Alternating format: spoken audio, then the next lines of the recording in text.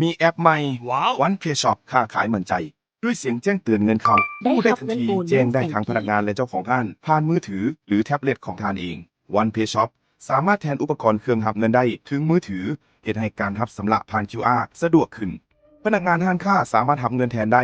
เพียงแสดง QR ในแอปนี้ให้ลูกค้าที่มาซื้อเครื่องสแกนจ่าย เมื่อมีเงินเข้า ระบบจะแจ้งเตือนให้ ได้ ทัน รับ ที เงินโอน พร้อม 100,000 รูปเร่ง ที ป๊อปอัพว่า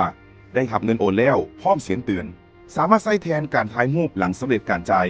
บ่จำเป็นต้องถ่ายรูปบัญชีปลายทางเพื่อกดสอบอีกต่อไป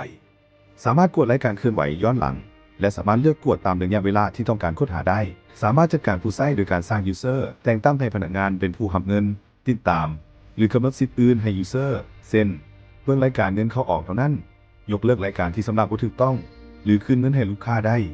สามารถสร้างรายงานและส่งออกเป็นไฟล์ Excel และ PDF ได้ เมื่อมีการสำหรับผิดจำนวน หรือต้องการยกเลิกรายการ สามารถคืนเงินให้ลูกค้าได้ทันที